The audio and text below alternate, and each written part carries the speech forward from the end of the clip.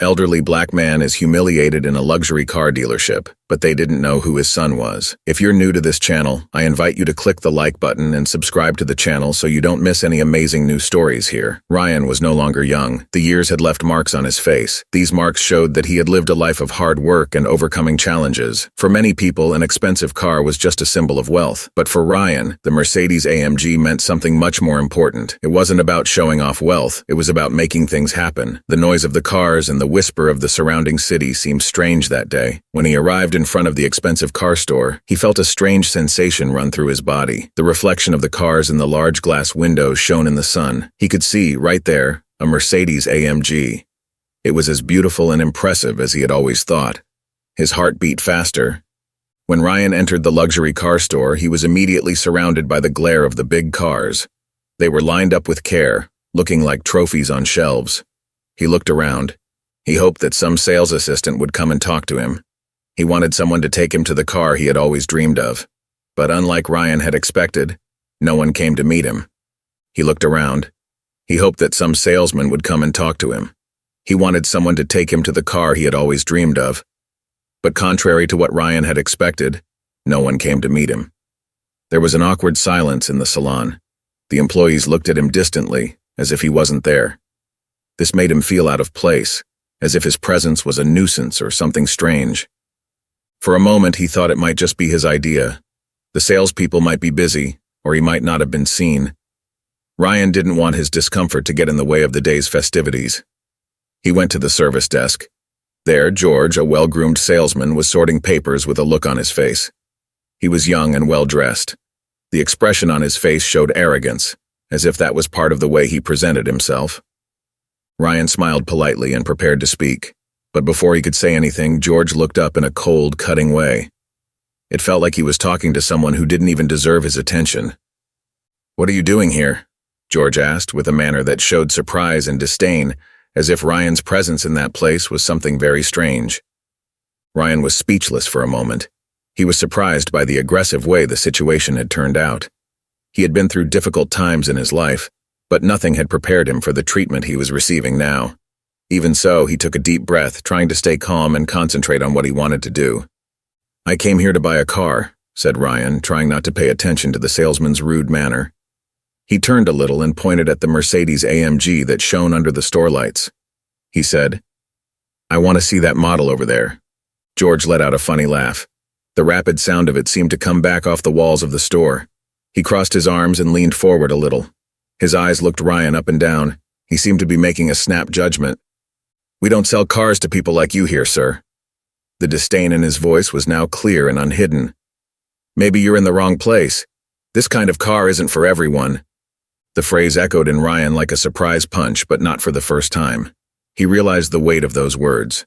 They carried more than just a prejudice about money. George was speaking with clear racism.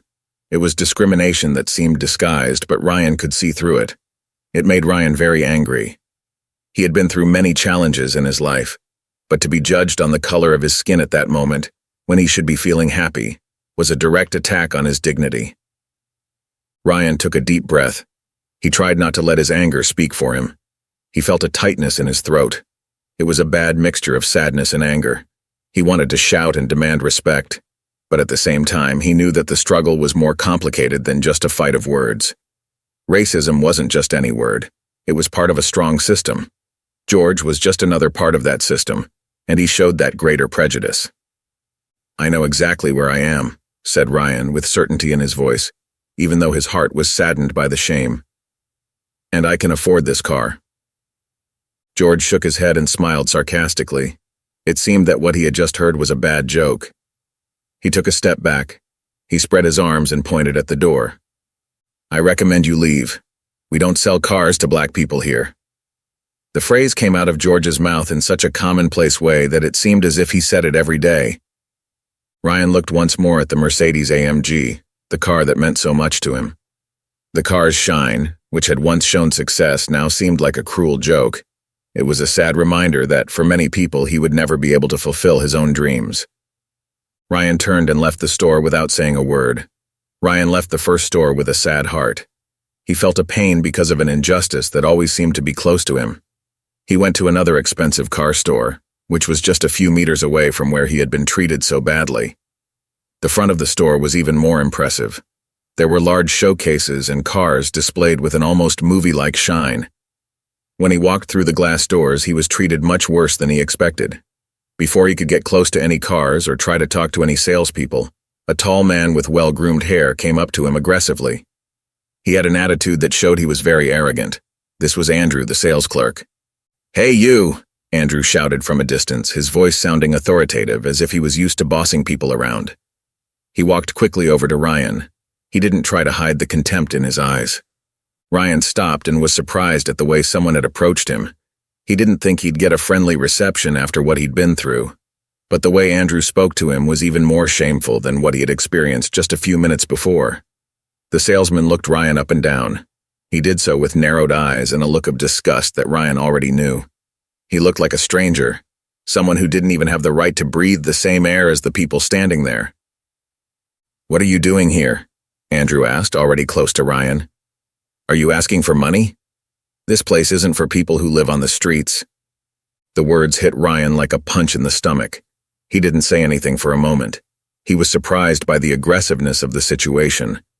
Ryan, still trying to control himself, looked into Andrew's eyes and said in a strong voice but full of sadness, "I'm here to buy a car. I'm interested in the Mercedes AMG." The silence after he spoke was broken by a dry, mocking laugh from Andrew. He tilted his head back as if he had just heard the funniest joke of his life. He looked at Ryan again, this time with a very evil look as if he was ready to pounce. "You? Buying a Mercedes AMG car?" Andrew laughed at him. "People of your color don't buy Mercedes AMG cars. They never would. If I were you, I'd get out of here right away. That way no one will think you're trying to steal something." Those words made Ryan very angry. He had already experienced prejudice in many ways, but that humiliation, said to his face without shame, was a strong blow. He wasn't just pushed aside like in the first store. Now he was seen as a possible criminal. He seemed to have no right to dream or to be in that place. Ryan tried to gasp for air, holding back the anger that was rising inside him. But he was running out of patience very quickly.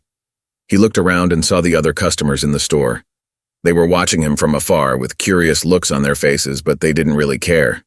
For them, the scene was just another show that would soon be forgotten. "That's racist," said Ryan, his voice shaking with anger, but still trying to remain calm. He understood that he had to face up to the situation and couldn't let it happen again. "I have a right to be here, and you can't treat me like this." Andrew crossed his arms and shook his head. It seemed that he was tired of listening to Ryan talk. "Racism," he said, laughing. "This isn't racism, it's the truth. Accept where you are and get out of my store." Ryan at that moment realized that he could no longer be patient. He took his phone out of his pocket and with sure hands called the police. He wasn't going to let that shame go unanswered. He quickly told the officer on the other end of the line the situation. He told him about the clear racism and how he had been treated. When the police arrived, Ryan thought that justice would happen. He thought that for the first time he could make himself heard. But soon his feelings of hope were shattered. Andrew, in a quick moment of protection, changed the situation. He said that Ryan had entered the store, disturbing the customers and trying to cause a mess. The police had no doubt and trusted what Andrew said. For these people, it was easier to believe the salesman who dressed well and spoke well than the black man who, until that moment, had been treated as if he were worthless. Ryan tried to talk and explain, but his words went unheard. Within minutes, he was arrested and taken away.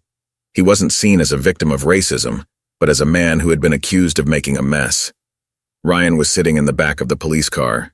He could feel the cold of the handcuffs on his wrists.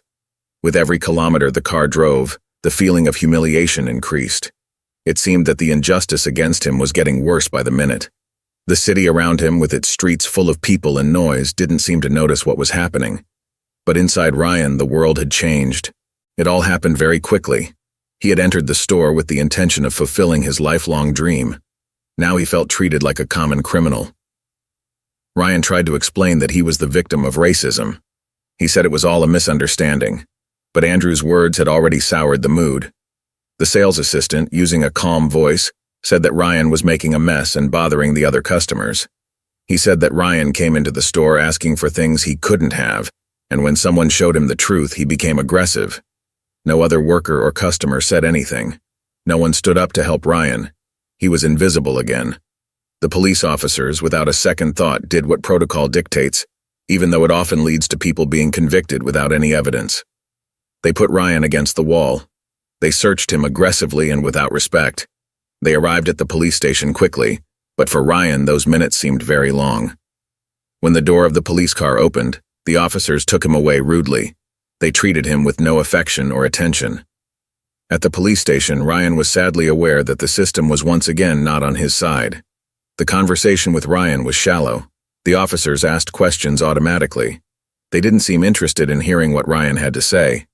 One of the officers asked, "What happened in the store?" but didn't look at Ryan as he spoke.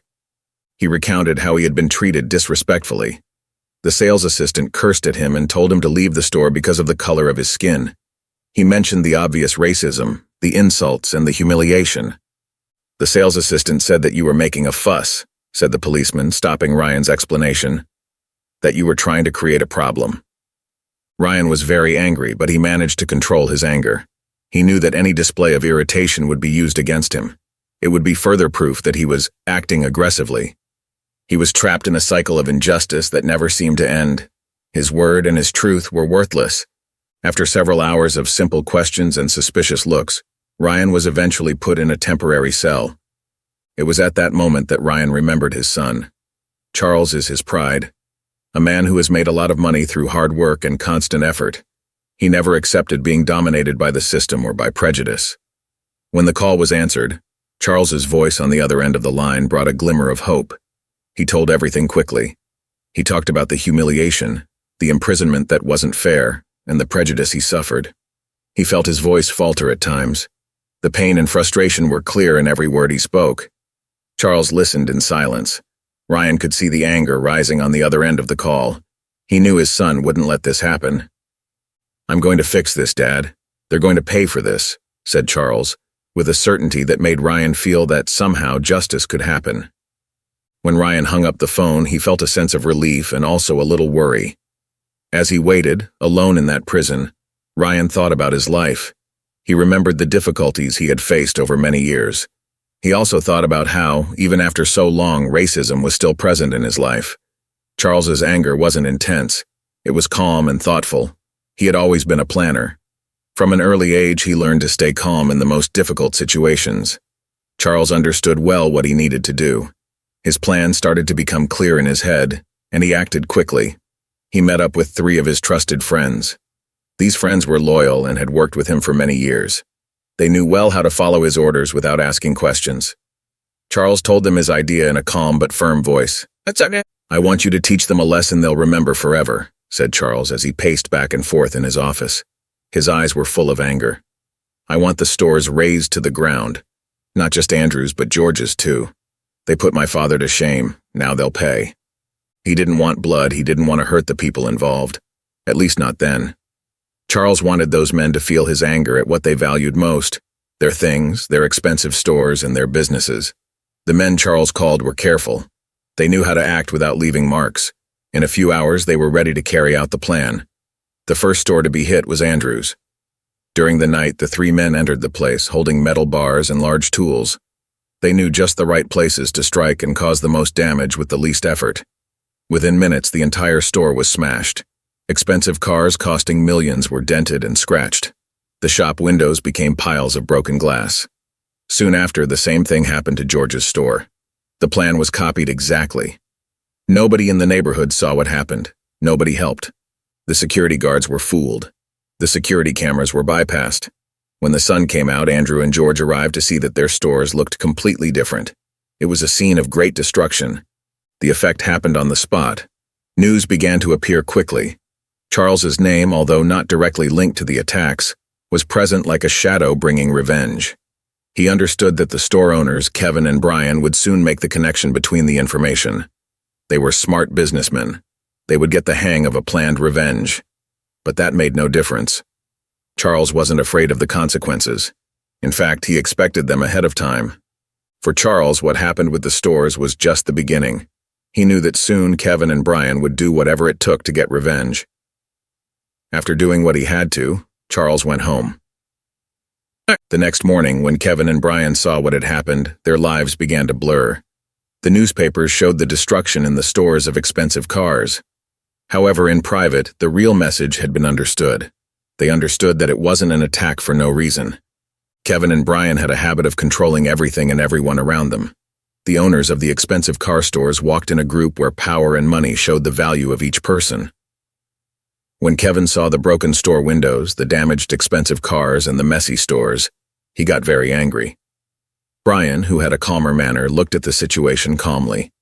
He saw what had happened and thought about the things he had lost. Soon, Kevin and Brian found themselves in a simply made office at the back of one of the stores. The smell of broken glass and the constant noise of workers trying to salvage what they could spread through the place. Kevin, his face red with anger, began to speak before sitting down. "That was a very strong attack," he shouted, slamming his hand on the table. "They want to belittle us. They want to destroy us. But who do they think they are?" Brian, his face serious and his eyes half closed, spoke in a calm, low voice. "This was no ordinary attack, Kevin. They understood what they were doing. It wasn't an act of vandalism for no reason." He leaned forward and crossed his arms on the table. "This is a kind of revenge. I think I know where it came from." They both knew. There was no way not to link the attack to the recent embarrassment that Ryan, Charles's father, had suffered because of his employees. You know that Charles, a very wealthy and strong-willed businessman, wouldn't let his father's shame be forgotten. "Charles," Brian said it with contempt and certainty, "this attack is his doing. He will suffer the consequences. Let's not just stand here and allow him to finish us off. Let's make him fall. Let's finish him and his father off once and for all." Kevin agreed, feeling rage inside him. He was ready to do anything to regain control of power. For him, this attack on his store and his business was a personal insult that couldn't be forgotten. For you, taking down Charles and Ryan was something to be proud of. Brian, who always thinks in strategies, began to make a plan. He understood that attacking Charles directly could be risky. However, there were other ways to make him nervous. Brian had an idea. He and Kevin knew some police officers. They had helped in other situations. Men who were ready to do difficult tasks if they were given the right amount of money. Before long, the two of them had a rough draft of a bad plan. They decided to pay policemen to investigate Charles's factory. The aim was to find any mistakes or problems that could be used against him. If they found anything, however small, they would make a big fuss about slave labor or bad situations. This could ruin his image and end his power. Brian made the first calls. He talked to the police officers he trusted. They were men ready to act for $70,000 each. There were no questions. There was just the desire for more and the promise of a big reward. In return, they would do whatever it took to find, or, if necessary, make the evidence that would get Charles out of the way. At the same time, Kevin was already thinking about how to get Ryan involved in the story. Did you know that Charles's father was in trouble with the courts when he was young? An old case, kept for over 20 years, about the theft of a car could be looked at again. If they could show that Ryan never recovered, and that the man he was accused of stealing from was still involved in crimes, they could put an end to him and his son. "Let's talk about his past," said Kevin with a wicked smile. "Let's open the case again and get Ryan back in court. We'll show that he's a crook and take down his whole family. They'll have nowhere to hide." In the days that followed, the plan was put into practice. The policemen, who had been paid and were happy, began to look around Charles's factory. They talked to the workers and tried to find anything wrong. And then they found an opportunity. The working conditions, while acceptable, could look inhumane with the right reporting and the right help. The workers, who were afraid of losing their jobs, were pressured and persuaded to tell on Charles. A rumor became a serious accusation of slave labor. At the same time, the police started investigating Ryan's old case again, which was about the theft of a car and had been on hold for many years. With the right pressure, what happened in the past was remembered. Ryan, who had strived to live properly ever since, was once again under the scrutiny of the justice system. The plan was working. Charles's factory, which had previously shown his effort and success, became the ideal place for the plot. The investigation, which at first was shallow and without evidence, soon turned into a strong search for any sign that could be used against him. The police, with their watchful eyes, began to ask the factory workers suggestive questions. They pressured the workers to find problems that didn't exist. The workers, many of them immigrants with low wages, were in a difficult situation. Even though Charles has always been fair in his actions, the pressure they were feeling was too great. The policemen said they were going to protect, spoke in low tones about threats, and suggested that if people helped, they could earn a reward. Over time, a false story about abuse began to be created. "How long have you been working here?" one of the policemen asked a worker while looking around with contempt. "The conditions are tough, aren't they? The heat, the tiredness, and the long hours. I don't think they ever get what they deserve for the work they do." The idea was placed carefully, like a seed that, with the right pressure, would start to grow. The workers, who at first found it difficult to make accusations, began to open up. The fear of being out of work and the constant pressure made some people agree to lie in their reports. Over time, the situation described by the rogue authorities began to become clear. Charles would be accused of keeping his workers in very poor conditions. He almost forced them to work in order to keep his business running. "He has a lot of money and you get very little," said one of the investigators, asking the workers to tell him what was going on. "You deserve to be paid more than that."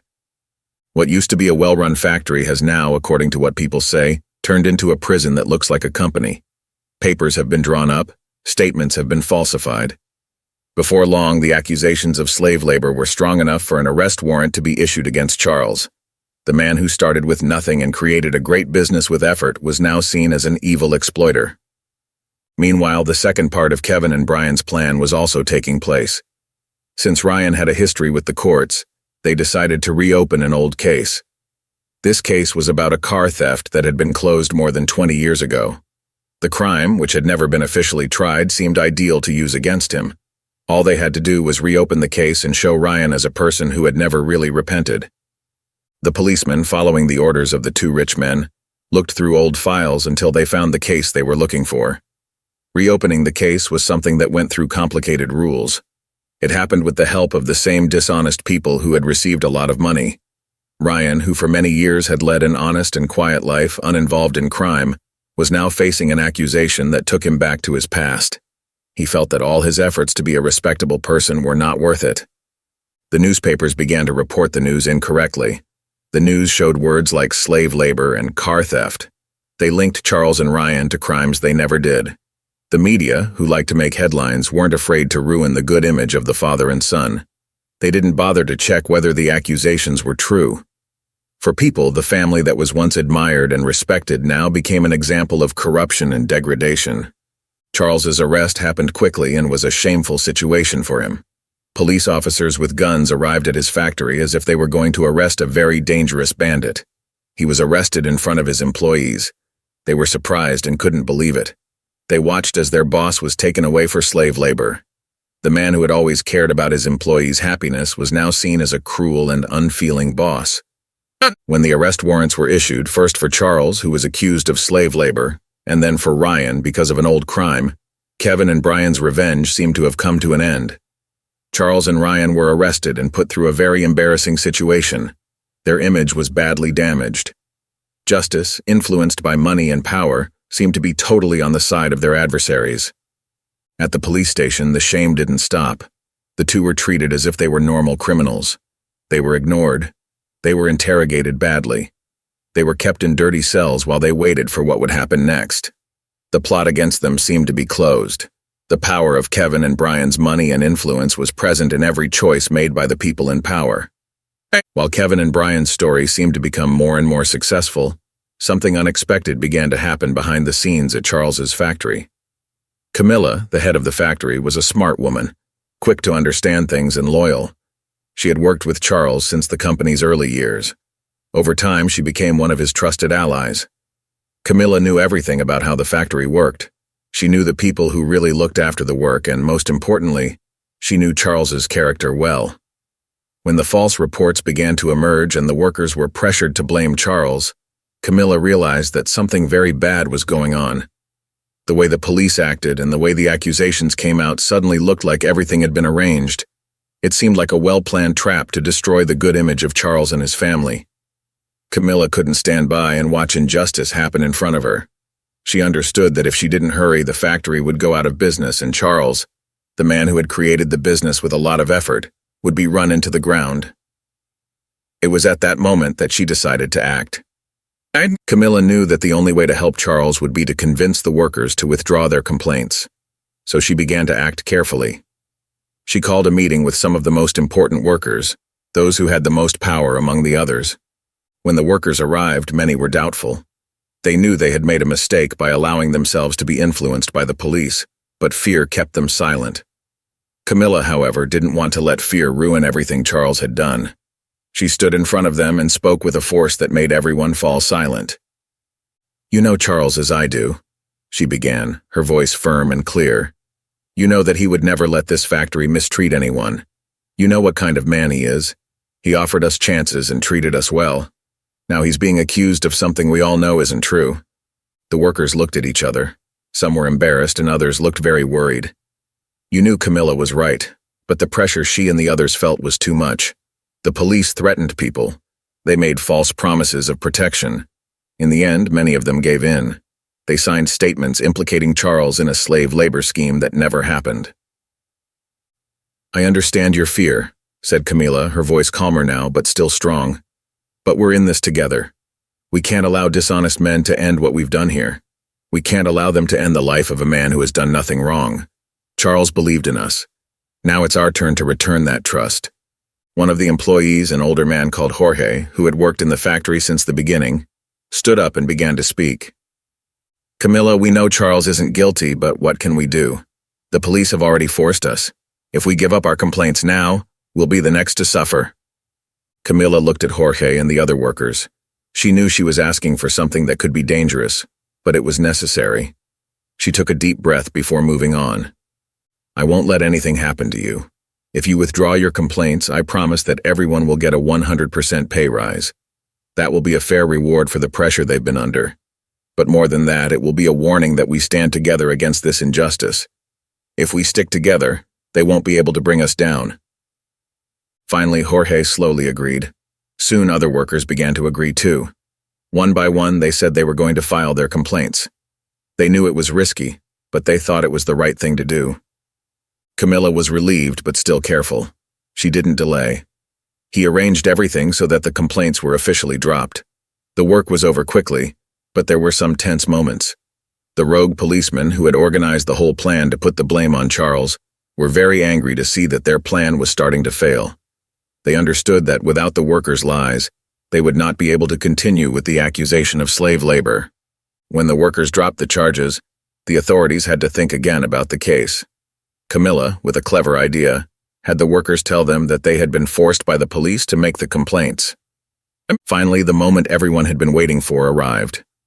During one of the interrogations, one of the policemen got nervous because of the defense lawyers. Camilla was there too. He eventually gave in. His voice was soft and unsure, but what he said changed everything that was happening. "We got money," said the policeman, looking at the table in front of him. "Kevin and Brian gave us $70,000 to find something in Charles's factory. They wanted to put the blame on him no matter what. They asked us to convince the workers to talk about bad working conditions, even if there was no real proof." After he confessed, there was a great silence. At that moment, the truth came out. The frame-up that Kevin and Brian had carefully put together had been uncovered. What had previously appeared to be a fair accusation against Charles and his father was now shown to be a dishonest action. This action was motivated by racism and a desire for revenge. A police officer's confession was just the beginning. Knowing that their jobs and their freedom were at risk, other police officers began to tell the truth too. One by one, they told Camilla what she had already suspected. The whole problem with Charles and Ryan had been invented. The working conditions that had been talked about in the factory were not true. The workers were tricked into saying that the boss had done bad things that he never did. Now that the truth was revealed, Charles and Ryan's defense grew stronger. The lawyers soon made requests to drop the charges. They said that the case against them was false from start to finish. The damage that Kevin and Brian's conspiracy caused didn't stop at Charles. After a change of venue, a new trial was scheduled. The judge, a man with a serious and determined face, entered the room. He sat down and looked at the people before starting the session. The charges against these people were clear. They were racism, criminal plan, bribery, and forming a criminal group. The evidence, which had previously been hidden very carefully because of their friendships and money, was now visible. The confession of the corrupt police officers was what helped put an end to the whole plan, and the accounts of the workers at Charles's factory showed the lie that had taken place there. This case, began the prosecutor, rising to speak, is one of the clearest examples of corruption and abuse of power this city has ever seen. Kevin and Brian, out of racial prejudice and a desire for revenge, planned a trap to harm two innocent men, Charles and Ryan. Each of us earned $70,000 to convince the factory workers to accuse Charles, said one of the police officers, looking down, unable to look at the accused. We knew the working conditions weren't bad, but we did what we were told. These testimonies were like blows to the defense that Kevin and Brian's lawyers tried to create. The most important moment of the trial was Camilla's testimony. When she took the witness stand, the whole courtroom went quiet. Charles has always been a fair boss, said Camilla, looking right at the judge. The workers knew that, but they were threatened and tricked into speaking ill of him. This trial is about something other than the lives of Charles and Ryan. When it came time for Kevin and Brian's defense lawyers to speak, it was clear that there wasn't much they could do. After analyzing all the evidence and hearing the testimonies, the judge began, his voice strong and full of power. This court finds that Kevin and Brian are guilty of racism, conspiracy to commit a crime, bribery, and forming a criminal group. The person will be imprisoned for being part of a criminal group and for committing hate crimes. Charles and Ryan showed that they were relieved to hear the judge's words. Everyone in the courtroom seemed to let out a sigh together. Kevin and Brian, who had spent their lives using the system to benefit themselves, were now found guilty. Justice, however long it took, had won, but the trial didn't stop there. Furthermore, said the judge, this court decides that Charles and Ryan should receive compensation of $3 million each. This amount must be paid by Kevin and Brian. This is to repair the damage caused by the false accusations and the suffering they have faced. The courtroom was full of chatter and movement when the judge finished his ruling. Dad, we did it, said Charles, looking at Ryan with a smile that showed relief and pride. They tried to finish us off, but we're here, standing firm. Ryan, his eyes full of emotion, agreed. Yes, son, we're standing. And we'll always be here, said Ryan with a lot of emotion in his voice. No matter what happens, the truth always finds a way to come out. The payment of $3 million, although large, wasn't the main thing for them. Yes, the money was going to be a form of payment for what they had lost. They lost time in prison, went through emotional difficulties, and had problems with money. But mostly it showed a way of putting right what had gone wrong. Now we can start again, Dad, said Charles, smiling calmly. No matter what happens from now on, we know that we're stronger than anything they try to make us face. Ryan smiled. He felt that the difficulty of the fight had finally subsided. The day after the trial, the newspapers and television had lots of news about the case. The whole city now knew the truth about what had happened. The lies, the plan made by Kevin and Brian, everything was clear to people. Charles's image, which had once been full of lies, was now restored. He was no longer the man who was accused of treating workers badly or doing the same things his father had done in the past. He was a good man, who fought bravely against the people who tried to bring him down. It's funny to see my name in the papers for something like this, said Charles, while having coffee the next morning with Ryan. But this time, at least it's the truth being told. Ryan chuckled, looking calm. He had also seen his name in the papers, but the difference was quite big. Now he wasn't the ex-criminal whose past history had been revealed to damage him. Now he was the person who was suffering an injustice. He was a man who had great strength and courage. He overcame a challenge against prejudice and the desire to take revenge. The truth has always been our best weapon, son, said Ryan, looking into Charles's eyes. Even when the world tries to tear us down with lies, the truth is what makes us stand firm. Of course, son, and most importantly, we're united, that's all we need. For the family, the compensation payment also gave them a chance to rebuild what had been destroyed. While the false accusations were going on, Charles's factory suffered major losses. Several contracts were stopped. Suppliers began to have doubts. The company's image deteriorated. With the compensation money, Charles was able to start improving his business. He repaired what was broken and regained a foothold in the market. After weeks of emotional and legal wrangling, Charles realized that he and his father needed to rest. They needed time away from all the confusion that had taken over their lives. The choice to travel, to get away from the pressure of the city and the marks left by the recent struggles, came naturally. He didn't just want to celebrate his victory in court. He wanted to be closer to his father and his family. He wanted to get away from judgmental people and bad memories. So Charles decided that the place to go would be the Amalfi Coast, which is in Italy. The flight to the Amalfi Coast was an important moment. Father and son, who had spent a long time fighting the odds and the system, were now flying together. They weren't going to face new challenges. They were going to nurse the wounds of the past. The beautiful city was ready to welcome them with promises of sun, beach, and calm. It was the ideal place to start a new phase in their lives. When they arrived in Italy, they felt the friendly warmth of the city. The sky was blue. The sound of the waves crashing calmly on the sand and the gentle wind brought the smell of the sea. This was all they needed. Ryan looked at the horizon. He felt a calm he hadn't felt for a long time. The mountains surrounding the city and Christ the Redeemer with open arms seemed to speak of a promise of change, of apology, and of recovery. The days on the Amalfi Coast had many moments to reconnect us. They walked on the beaches of Copacabana and Ipanema. They felt the warm sand on their feet. The sun warmed their skin. The calm sound of the waves was in the air. They walked around the city. They got to know the neighborhoods that had so much life and history. They tried the local food with dishes that brought happiness with every bite. They ate feijoada, fresh seafood, and drank tropical fruit juices that refreshed body and mind. One evening, as they walked by the sea, the sound of the waves slowly crashing on the sand was present. Ryan decided to speak after so long, keeping something inside. "Son, I want you to know that I never thought you were right to take revenge." Ryan spoke in a calm but very sincere way. "I understand why you acted like that. And even though things didn't go well, I'm proud of you, about how you've always fought for us." "Thank you, Dad," said Charles, his voice full of feeling. "I just wanted to protect you, but sometimes I wonder if I went too far, if I put you at risk." Ryan smiled a calm, knowing smile as he looked at his son.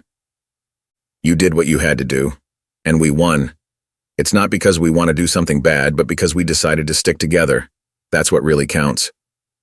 The words spoken with clarity and affection were like a key that opened something inside Charles.